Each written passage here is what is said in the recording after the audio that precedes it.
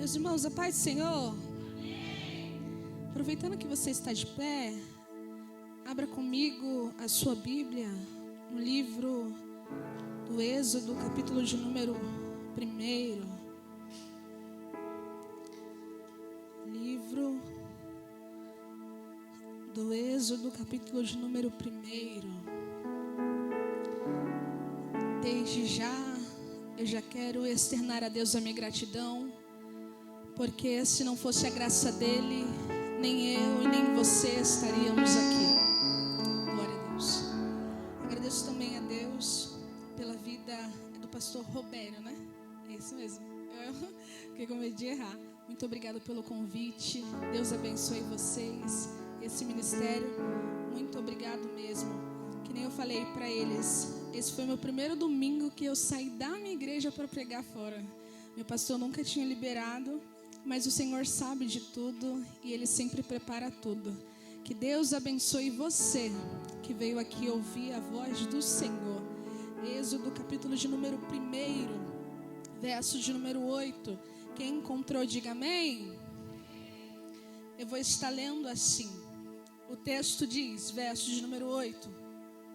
Depois levantou-se um novo rei sobre o Egito que não conhecera José, o qual disse ao seu povo: eis que o povo dos filhos de Israel é muito e mais poderoso do que nós. Eia, usemos sabiamente para com ele, para que não se multiplique.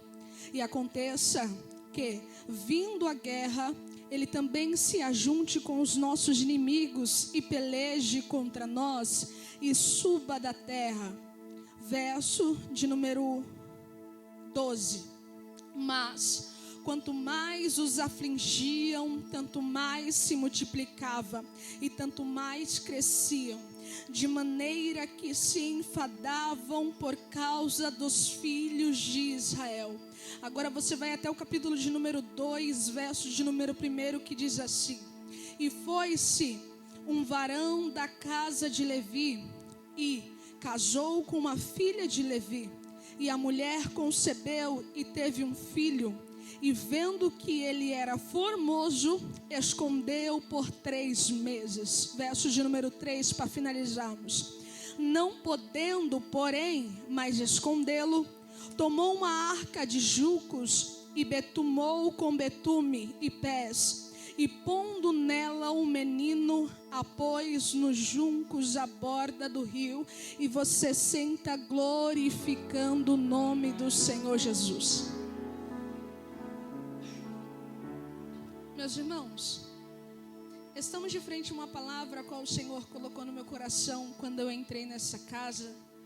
Quero dizer que presença e que ambiente gostoso. Ambientes assim, de verdade, eu não queria sair, porque é algo extraordinário aquilo que a gente sente, que a gente nem consegue explicar.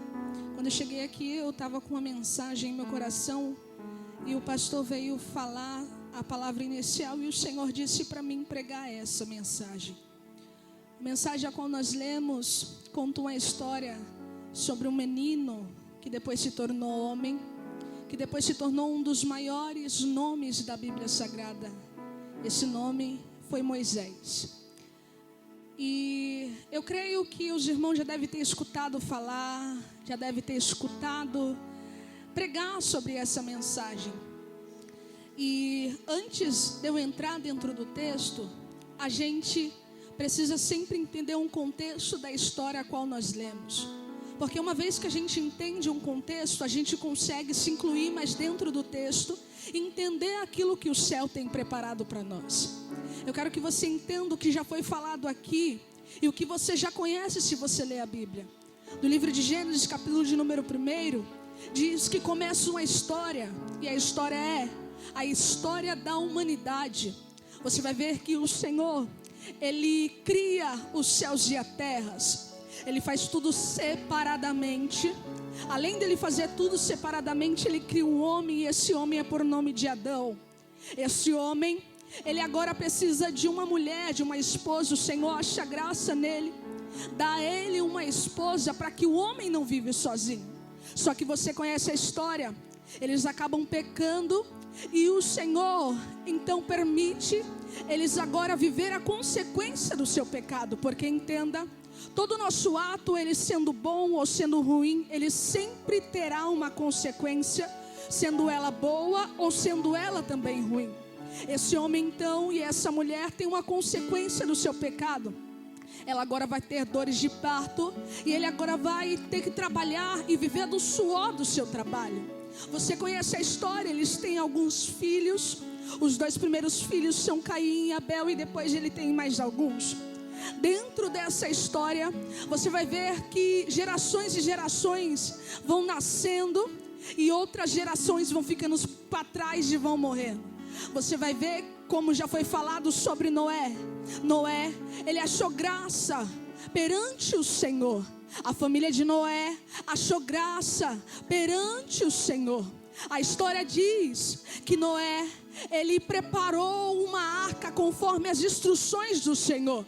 E depois disso, um dilúvio veio sobre a terra. Todo mundo morreu e só ficou Noé e a sua casa, porque o Senhor achou graça em Noé.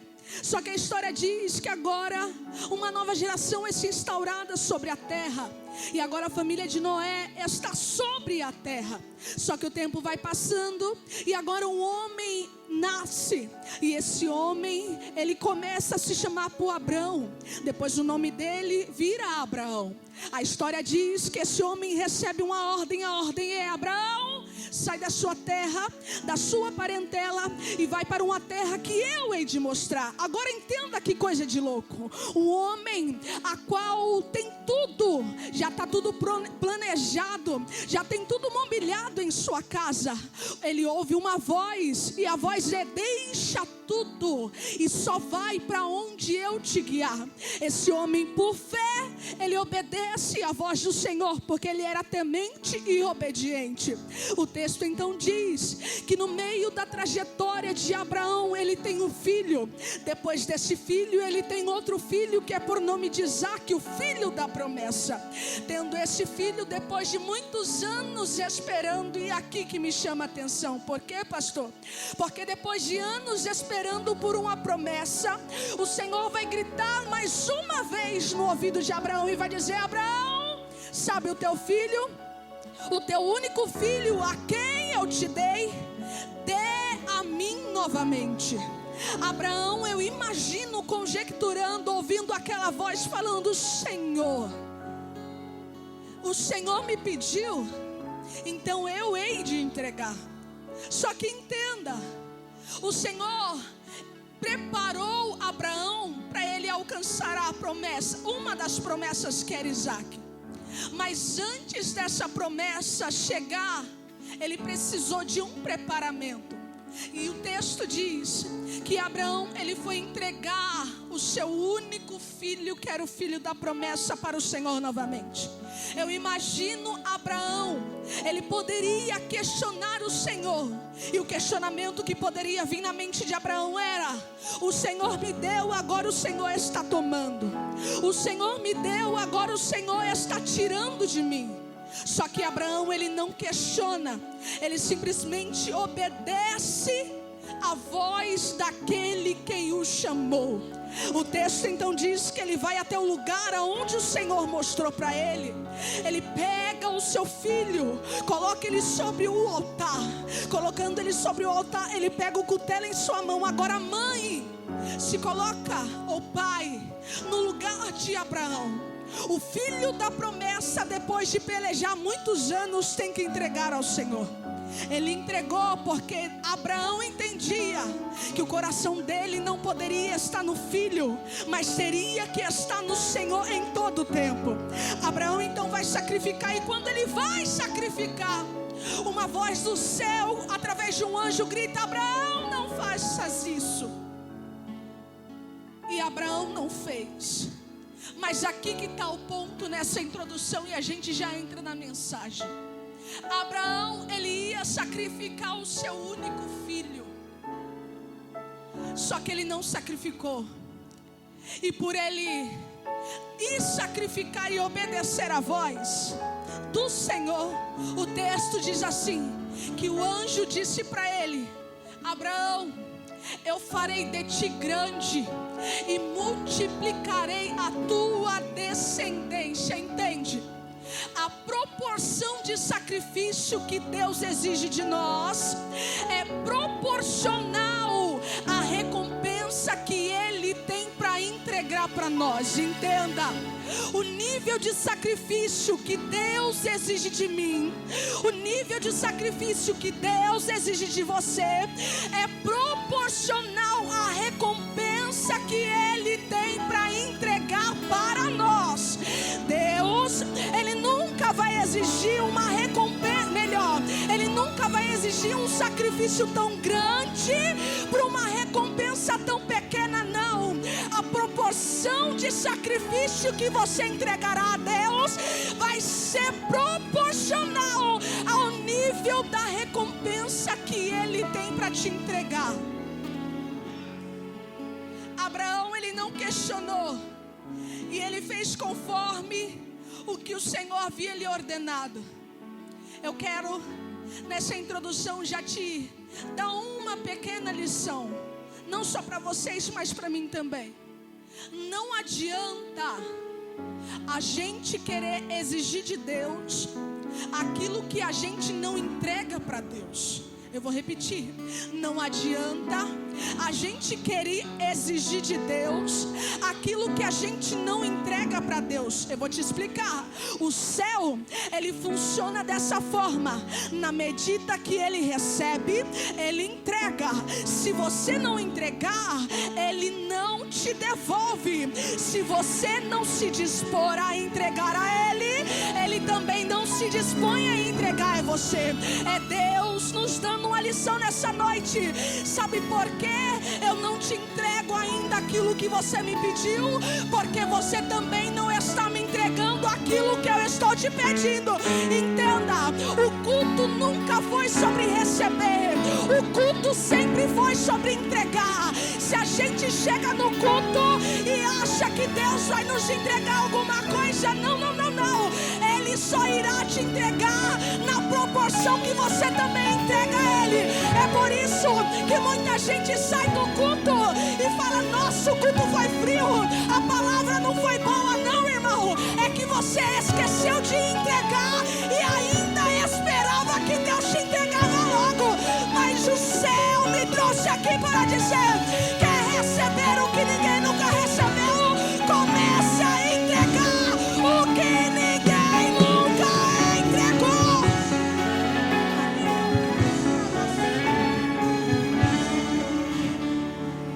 É Enoque, né? Enoque, sabe qual é o nosso problema? É que a gente vive numa geração. Qual a geração? E quando eu falo de geração, eu falo de homens e mulheres, jovens e crianças no tocante geral. Que é uma geração como Caim e Abel. Melhor, como Caim. Porque quer entregar uma oferta qualquer como Caim e ainda exigir de Deus a mesma resposta que Abel recebeu. É Deus dizendo e nos dando uma lição nessa noite: ô Caim, está na hora de você começar a receber coisas maiores que os seus olhos nunca viu, os seus ouvidos nunca ouviu. Mas para você receber é necessário entregar para eu te dar. Foi necessário Abraão se impor e sacrificar para o céu dizer: Abraão, por conta do seu sacrifício, eu te farei grande e multiplicarei a tua descendência.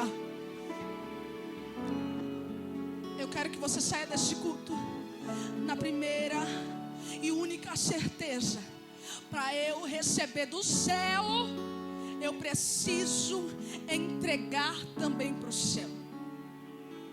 A história diz que a promessa é: eu te farei de ti grande e multiplicarei a tua descendência. O tempo vai passando, a descendência vai ficando para trás e somente se multiplicando. A história diz que Isaac, ele tem Jacó. Jacó tem os seus filhos e um dos seus filhos se chama José. Esse filho, ele é o único filho a qual o Senhor selou para ter algo diferente. O texto diz, e a história relata, que José, ele vai ser o governador do Egito. Agora olha isso, um cargo que nunca houve na terra, o Senhor preparou para quem? Para José, porque José achou graça no Senhor. E a geração vai passando, alguns vão ficando, vão morrendo, mas ela não para de crescer, ela não para de se multiplicar. Então o texto diz assim, que um faraó é levantado no Egito, e esse faraó não conhecia os feitos que José tinha feito no Egito. Ele não conhecia os feitos que Deus havia feito no Egito. E ele também não se preocupou em saber a história do Egito. E ele somente se levanta. E se levantando, o texto diz assim, que Faraó começa a observar o povo. O povo que era povo escolhido, designado do Senhor. O povo que clamava o nome do Senhor. Esse povo não para de crescer. Esse povo não para de se multiplicar. Então o texto diz que Faraó, não conhecendo a história antigamente, começa a observar o povo. E observando o povo, eles começam a ver que o povo não para de crescer e não para de se multiplicar. E sabe o que Faraó vai pensar?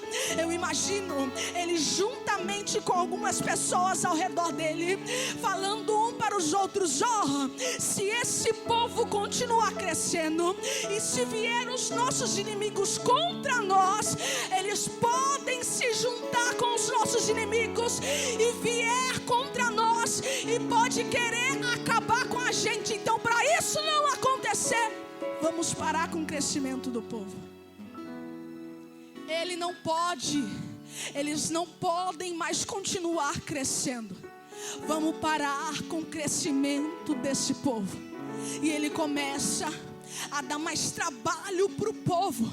O povo começa a ter mais trabalho, a viver em um ambiente agora de escravidão. Mas o que me chama a atenção é que foi num ambiente infértil, é que foi num ambiente de escravidão que o povo somente crescia e se multiplicava. Eu vou repetir, foi num ambiente infértil, foi num ambiente improvável que o povo não parava de crescer e se multiplicar. A história então diz assim, que eles, Faraó e todos aqueles que estavam com ele, queria de todas as formas parar com o crescimento. E diz assim, eles dão mais trabalho, mas o povo não para. Ele agora dá ordem a 2 parteiras. E a ordem é, todas as crianças, meninos que nascerem, vocês têm que matar na hora do parto. Só que as mães hebreias eram tão rápidas e o Senhor agia tão poderosamente, que quando aquelas mulheres chegavam para matar as crianças, os filhos já tinham nascido. E quando elas pensaram em obedecer Faraó, elas temeram ao Senhor. E Faraó, sabendo disso, você acha que ele desistiu? Não. Ele queria parar o crescimento do povo. Ele queria parar a multiplicação das famílias. Ele queria parar, estagnar, cancelar, tirar tudo, aniquilar tudo da sua frente, o crescimento daquele povo. Então o texto diz que a ordem é: jogai todos os meninos que nascerem dentro do rio Nilo. Agora eu quero ver esse povo continuar crescendo. E eu imagino Faraó olhando para o povo. A ordem é: agora o crescimento para. agora eu vou conseguir. E eu estudando algumas mensagens, incluindo essa, o Senhor, Ele disse para mim: Yasmin, não é desde hoje que o inimigo ele tenta parar o povo a qual chama, o povo a qual clama ao Senhor.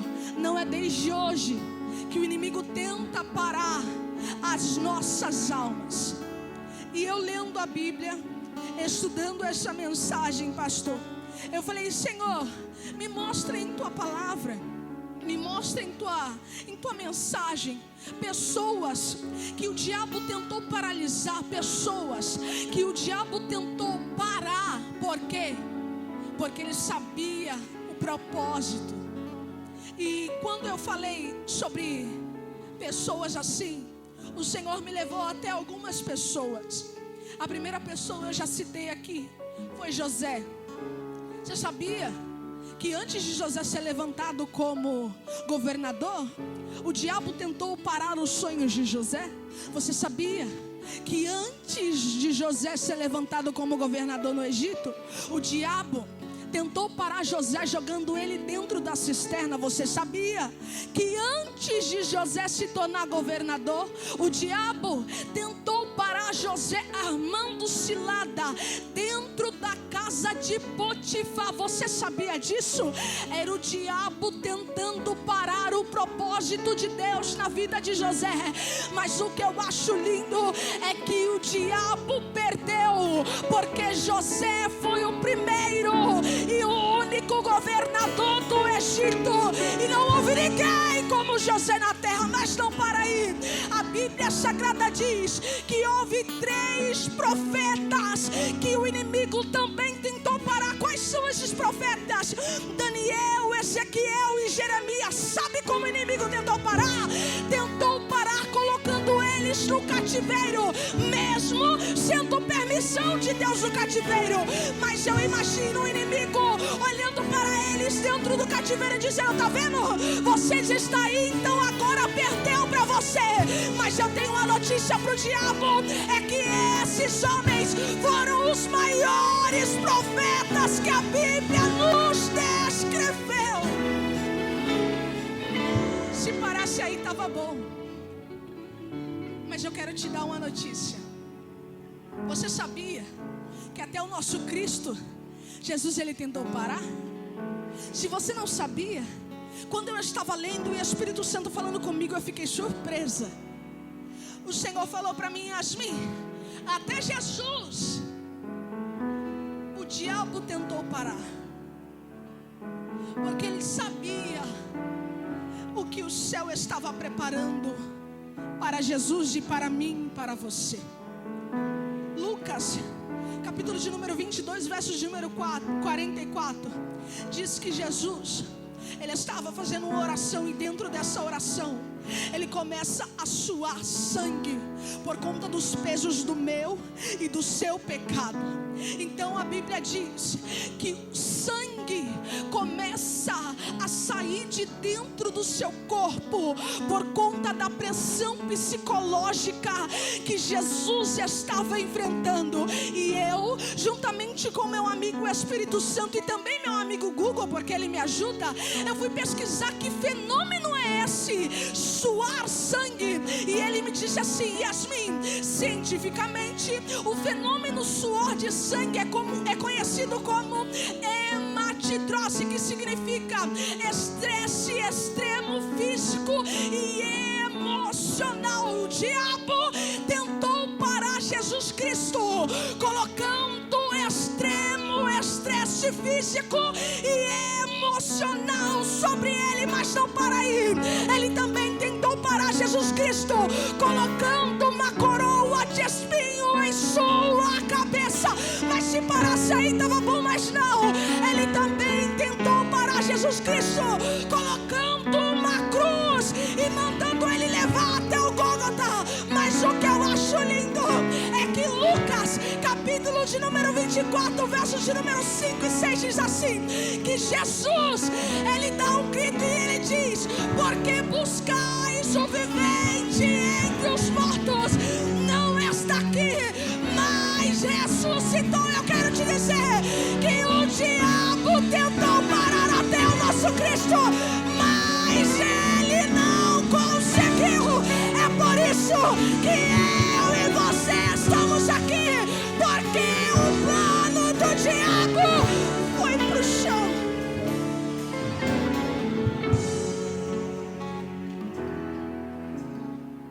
Aí o céu te trouxe aqui para te dizer: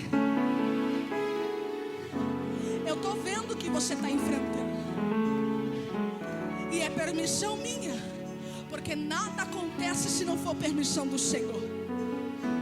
Só que o diabo está tentando te parar, tá, né? Está tentando parar com essas pressões psicológicas que nós já estamos vivendo hoje em dia. Depressão, ansiedade, síndrome de tudo quanto é nome. Mas eu tenho uma notícia para você e para mim e para o diabo. O diabo pode tentar nos parar quanto for. Quanto mais você tentar, mais a igreja do Senhor irá crescer, irá se multiplicar. Porque quem está conosco é maior que a ansiedade, é maior que a depressão, é maior que a síndrome, é maior do que tudo nessa terra.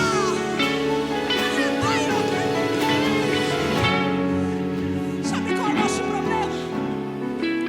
É que se a gente entendesse o tamanho do Deus a qual nós servimos, nós não teríamos medo da diversidade que está ao nosso lado. É Deus dizendo: ó irmão que está me ouvindo, está temendo por quê? Está descabelando por quê? Está ligando pro pastor por quê? Está ligando para a irmã por quê? Se quem é o teu Deus sou eu.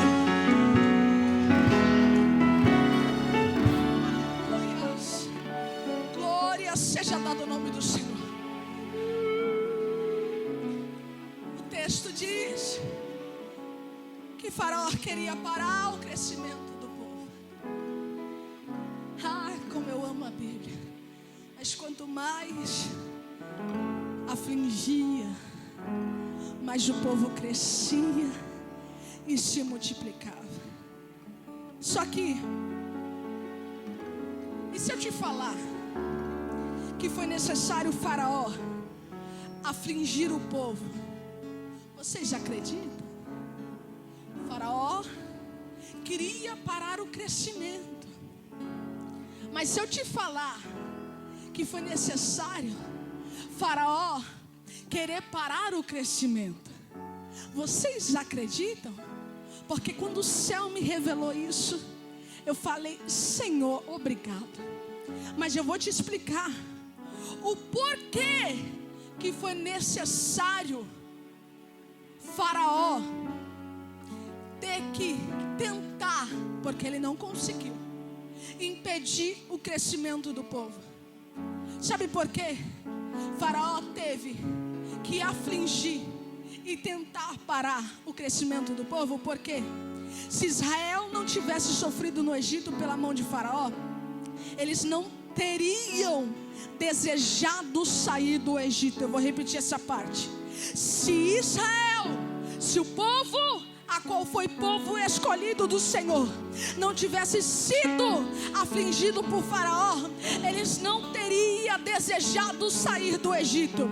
E se eles não tivessem desejado sair do Egito, eles nunca teriam clamado ao Senhor pedindo um libertador. E se eles não tivessem clamado pedindo um libertador, eles nunca teriam sido libertos do Egito. E se eles nunca tivessem sido libertos, eu sinto lhe dizer, eles nunca teriam alcançado a terra prometida e tivesse colhido o maná que o Senhor deu para eles naquela terra. E a aplicação é: até o mal que fazem para nós coopera para o bem. Foi o mal que Faraó se levantou para fazer para Israel, mas cooperou para o bem. Porque se Faraó não tivesse afligido o povo não teria clamado. E é por isso que às vezes o Senhor permite alguns maus acontecer em nossa vida. Nem tudo é o diabo. Às vezes é a mão do Senhor te apertando para você clamar. Às vezes é a mão do Senhor te apertando, porque senão você vai perder os da sua casa. Às vezes é a mão do Senhor te apertando para você ter um posicionamento e não deixar mais de orar, não deixar mais de buscar. E eu vou repetir isso: até o mal que fazem para nós coopera para o bem. Aí o texto diz assim, que Faraó continua afligindo. Vocês nunca mais vão esquecer dessa palavra. Só que o povo não parava de crescer. Aí o texto diz, capítulo de número 2: e foi-se um varão da casa de Levi e casou com uma filha de Levi. E a mulher concebeu e teve um filho. Olha isso. Entra na história comigo. Imagina agora Joquebede. Se coloca no lugar dela. Imagina Joquebede, meu irmão, gerando. Joquebede está gerando e a criança está crescendo em seu ventre. Só que ela está debaixo de um decreto. O cenário que Joquebede está gerando é um cenário desfavorável e um cenário de decreto de morte. Eu imagino Joquebede olhando para a sua barriga e desejando que aquela criança fosse uma menina. Eu imagino ela olhando para o céu e dizendo: Senhor, eu estou gerando, o Senhor me permitiu gerar, mas Deus, que essa criança venha a ser uma menina. Por quê? Porque Joquebede sabia que se fosse um menino, a morte já estava decretada. Joquebede sabia que se tivesse gerando um menino, a morte era exata, porque o decreto era: todo aquele que nascer e for menino será jogado dentro do rio Nilo para morrer afogado. Mas o texto diz que Joquebede concebeu, e quando ela vai ver, ela vê que é um menino. Eu imagino, a Bíblia não diz, mas eu conjecturo. Joquebede agora olhando para o seu marido e para os seus 2 filhos, falando: e agora? O que a gente vai fazer? A morte já está decretada. A minha família vai ser destruída. A morte vai entrar sobre o meu lar. E eu não vou ter o que fazer, porque eu vou ficar com as minhas mãos abanando. O que eu vou fazer? Só que o céu dá uma estratégia para Joquebede. Eu não sei qual estratégia foi, mas o céu deu uma estratégia para Joquebede. E ela conseguiu esconder o menino por 3 meses em sua casa. Só que o menino agora não tem como mais ficar escondido. E agora é necessário Joquebede pegar o menino, colocar ele dentro de um cesto e colocar ele dentro do rio Nilo. Agora vem comigo. Joquebede conseguiu esconder a criança por 3 meses. Só que esse período chegou, não tem como mais ela esconder. E agora eu imagino ela desesperada, falando: Senhor, eu nem pedi para gerar e o Senhor me permitiu gerar. Senhor, eu pedi que fosse uma menina, mas o Senhor me deu um menino. Senhor, o Senhor me permitiu ter a dor do parto, para eu ter que deixar o menino? Senhor, o Senhor me permitiu chorar para eu ter que deixar o menino? Só que Joquebede, foi necessário ela abrir mão de Moisés. Mãe e pai que aqui está e me ouve, imagina, você está debaixo de um decreto de morte e você sabe que não tem para onde correr nem para onde ir, e a única solução é abrir mão da criança. O que você faria? Não tem mais o que fazer. Ou o menino ia direto para a morte, ou ela tentava uma segunda opção. E a segunda opção é abrir mão do menino. E sabe o que Joquebede vai fazer? Que nem eu já disse, ela pega um cesto, ela betuma o cesto. Ela pega a criança, coloca a criança e coloca na margem do rio, para que o rio levasse a criança, confiando em Deus. Só que entenda, foi necessário Joquebede abrir mão da criança por conta do propósito. Eu vou repetir. Foi necessário Joquebede abrir mão da criança por conta do propósito. Yasmin, então me prova que foi necessário. Eu estudando essa mensagem, o Senhor foi falando: Yasmin, às vezes é necessário abrir mão de coisas, às vezes é necessário abrir mão de pessoas, às vezes é necessário abrir mão de ambientes também, às vezes é necessário abrir mão de sentimentos, às vezes é necessário abrir mão das suas vontades para viver o propósito do céu. Quer uma prova? Eu te dou segundo a Bíblia. Se Joquebede não tivesse colocado o menino dentro daquele cesto, a filha de Faraó nunca teria encontrado o menino. Se a filha de Faraó nunca tivesse encontrado aquele menino, ele não teria crescido no Egito. E se ele não tivesse crescido no Egito, ele não teria ido para o deserto e não teria matado aquele egípcio. E se ele não tivesse matado aquele egípcio, ele nunca teria encontrado o seu sogro e nem a sua esposa.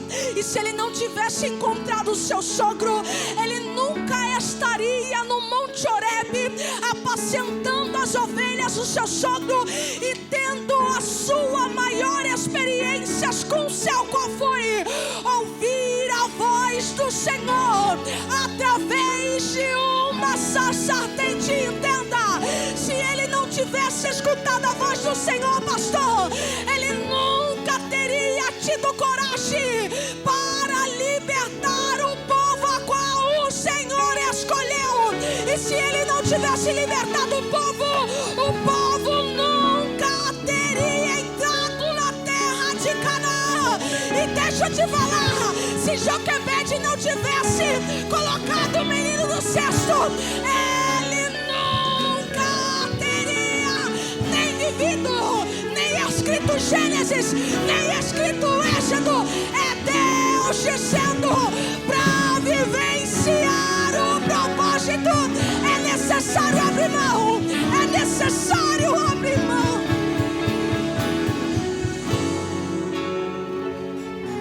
Você entende a dimensão dessa palavra? O Senhor te trouxe nessa noite.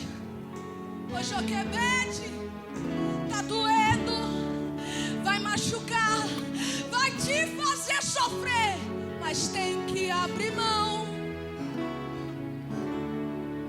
Vai contra a sua vontade, mas tem que abrir mão.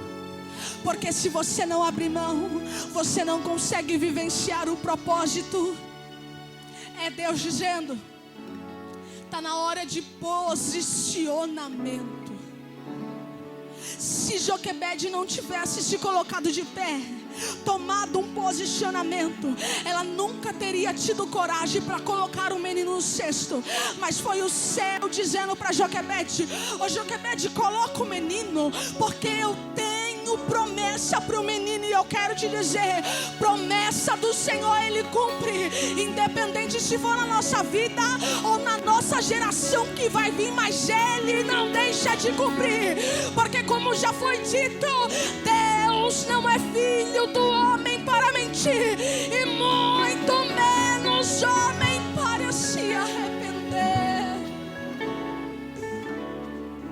Foi necessário Joquebede abrir mão para ela vivenciar e a criança o propósito. Deus te trouxe aqui nessa noite. Sabe por quê? Eu ainda não permiti o propósito se cumprir na sua vida, porque aquilo que eu estou mandando você abrir mão, você não abre. A Yasmin que está aqui, foi necessário ela abrir mão de algumas coisas para vivenciar o propósito. Você se arrepende? Não, porque é propósito. Você tem algum rancor ou alguma mágoa? Não, porque é propósito. E quando a gente entende isso, é aí que o diabo corre. Por quê? Porque ele sabe que uma pessoa que entende o seu propósito, pode vir quem for do lado, entende? Eu estou num propósito. Pode doer, mas é propósito. Pode me fazer chorar, mas é propósito. O sentimento é difícil, mas é propósito. Essa porta está aberta por conta de um propósito. Você não veio aqui em vão. É um propósito. Joquebede abre mão. E isso fez parte do propósito. E quando ela abre mão da criança, o propósito do Senhor se cumpre na vida daquela criança. O céu me trouxe aqui nessa noite para dizer algumas coisas e para dar alguma certeza para algumas pessoas. Eu não demoro, eu chego no tempo certo. Na data que Joquebede teve a criança e o menino nasceu, ele poderia ter morrido, mas o Senhor guardou o menino. Tudo fez parte de um propósito. A sua casa, a sua família faz parte de um propósito. Eu hoje, estando em minha casa, eu não costumo falar isso, mas o céu me inspira a falar isso. E todos nós que estamos aqui, a gente não é de ferro, a gente somos carne. E hoje, na minha casa, o meu pai e minha mãe, eu moro com os meus pais, eles teve uma discussão lá. E eu limpando lá o meu quarto, estava ouvindo louvor, e eles estavam discutindo. E eu falei: Senhor, hoje eu vou pregar no culto da família, e a minha família está aqui em casa desse jeito. Senhor, sabe o que o céu disse para mim? Ô Yasmin, faz parte do propósito. Eu deixei de vir, não, porque é propósito. É Deus dizendo: tá doendo, mas é propósito. Tá machucando, mas é propósito. Eu tenho 20 anos de idade. E esse ano eu disse para o Senhor: Senhor, eu quero viver o teu propósito, não o meu. O Senhor disse: quer mesmo? E eu falei: quero. Renuncie o seu namoro. Eu falei: é? Renuncie o seu sentimento. Eu falei: é? Renuncie o seu tempo. Eu falei: é? E ele gritou: você não quer viver o propósito? Viver o propósito dói. Viver o propósito machuca, mas o que eu acho lindo é que o propósito que estamos vivendo agora tem um único alvo. E qual é esse alvo? É o céu. E eu finalizo aqui. Joquebede, o ambiente não é favorável para gerar, mas o céu vai te permitir gerar. Joquebede, ao gerar você vai pensar que o projeto vai morrer, mas eu guardo o projeto. Joquebede, no meio da caminhada você vai ter que abrir mão, mas faz parte do propósito. Joquebede, você vai achar que a tua casa vai desmoronar e a tua família pode até se balancear, mas não se preocupa, tudo faz parte do propósito e eu estou guardando tudo. Moisés foi um dos maiores homens que hoje nós conhecemos da Bíblia. Então Deus me trouxe aqui para dizer: vai abrir mão, mas é propósito. O ambiente é desfavorável, mas eu não dependo de ambientes favoráveis para fazer um milagre. Eu disse: Senhor, o ambiente não é favorável, eu não sei estudar, eu não sei nem montar uma introdução, eu não sei nem como montar uma mensagem. Aí o Senhor, Ele me ensinou, porque eu tomei uma posição. Joquebede, se levanta, tome uma posição, tenha coragem, porque você verá o que o céu fará para ti. E para eu finalizar, Moisés só viveu o que viveu porque Joquebede fez o que ninguém talvez faria. Moisés só tem a história dele pra gente ler hoje porque Joquebede fez o que talvez eu e você não faria. É Deus dizendo o que eu já disse aqui novamente. Quer viver o que ninguém nunca viveu? Faça o que ninguém nunca fez. Quer começar a ver eu fazer na sua vida o que você nunca viu eu fazer na vida de ninguém? Comece a fazer para mim o que você também nunca viu ninguém fazendo. Quer viver eu me levantar e cumprir na sua vida aquilo que eu falei que ia cumprir? Comece a cumprir todos aqueles votos que você falou que faria, mas ainda não fez. É Deus dizendo nessa noite: Joquebede, é necessário posicionamento para viver o propósito. É necessário se colocar de pé para viver o propósito. Não seja como Caim. Não seja como Caim. Querer exigir de Deus aquilo que você não entrega ou que eu não entrego. Deus dá um alerta para quem Ele quer entregar a promessa. Se Ele está nos corrigindo e nos dando um direcionamento, é porque a promessa já está decretada, o propósito já está findado. Mas às vezes é necessário eu e você ter um posicionamento. É Deus dizendo, e simples, rápido, objetivo e claro: está na hora de vivenciar o propósito. Chega de mais um culto normal. Chega de mais um louvor normal. Chega de mais uma pregação normal. Chega de mais um dia chegar na tua casa e não querer chegar lá e só querer ficar aqui. Chega. A tua família é um projeto do céu.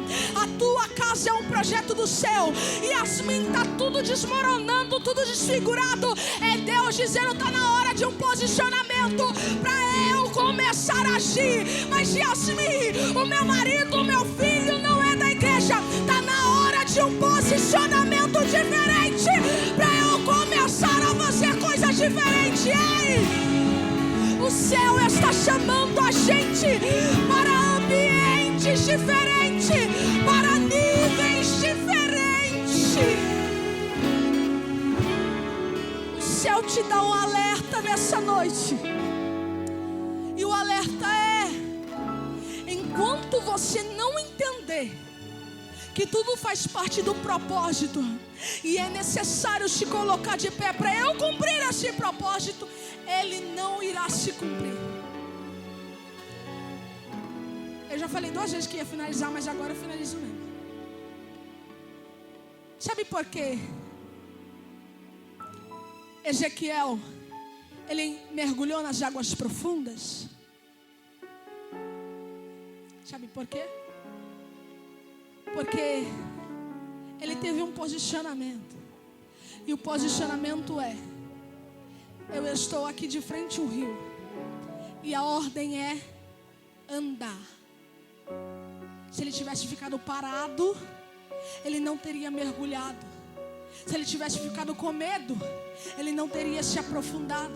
Se ele tivesse olhado para o mar, ficar com medo das ondas que poderia vir, ele não teria se aprofundado. É Deus dizendo: tira esse medo, tira essa loucura da sua cabeça que você vai morrer. Tome um posicionamento e comece a mergulhar na profundidade. O céu chama nós nessa noite. Sai desse raso, irmão. Chega de viver coisas mesquinhas. Chega de viver mais um culto normal. Chega de viver em um ambiente caótico. Comece a provocar o seu milagre. Enquanto a gente não tomar um posicionamento e não provocar o nosso milagre, ele não acontece.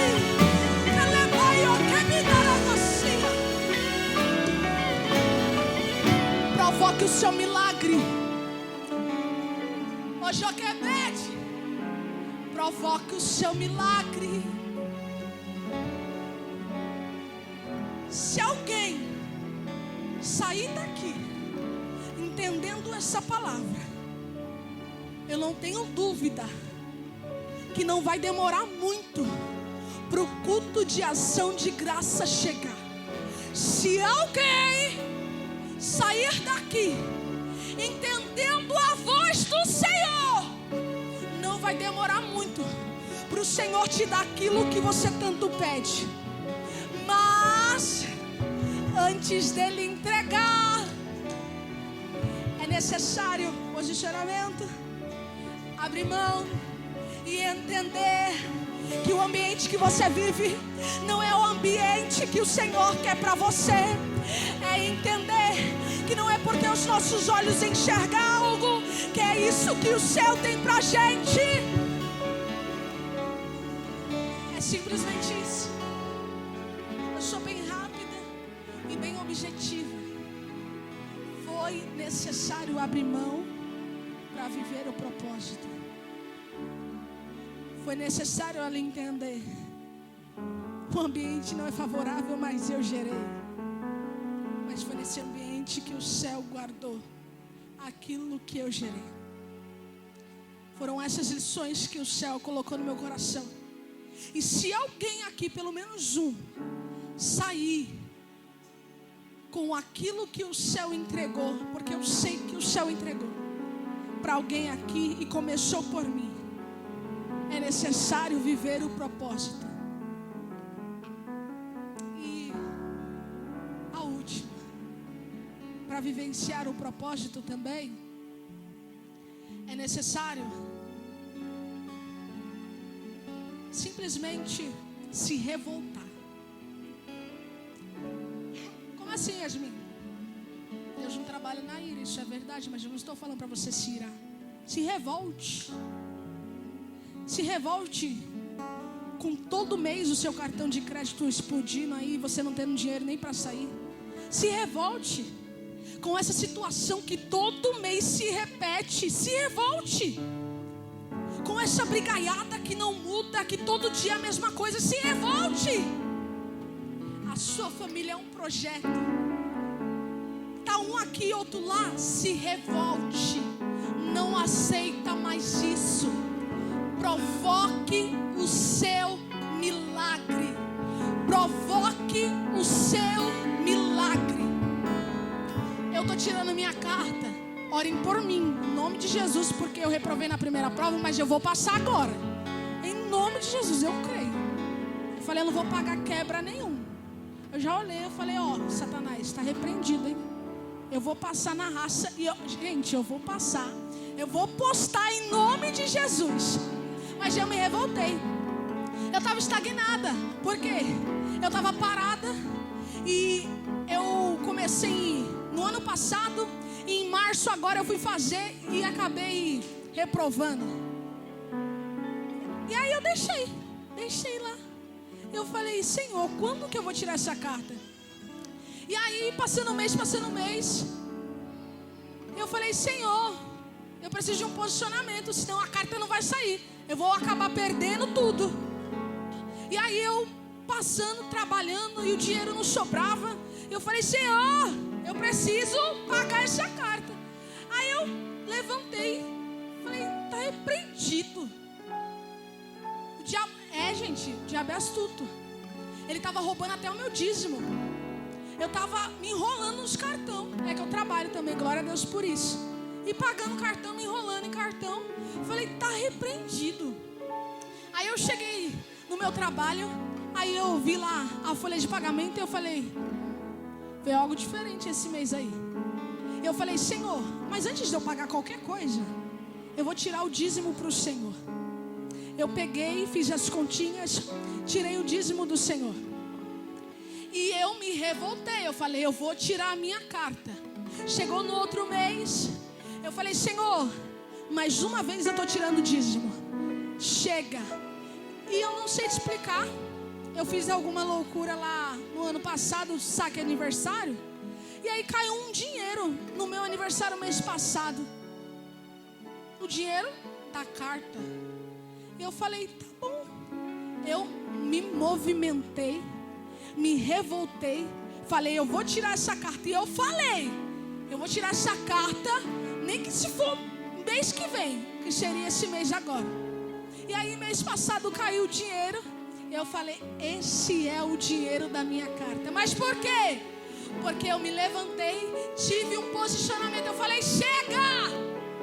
Se eu não tivesse tomado esse posicionamento, o céu não teria agido por mim. É Deus dizendo, Joquebede, tome um posicionamento e provoque o seu milagre. A sua família é do Senhor, a sua casa é do Senhor. Está distante, diferente. Provoque o seu milagre, que nós veremos o que o céu irá fazer por nós. Deus te trouxe nessa noite para nos dar a lição, e a lição é: comece a provocar o seu milagre, começando a ter um posicionamento, que você verá o que o céu fará por ti.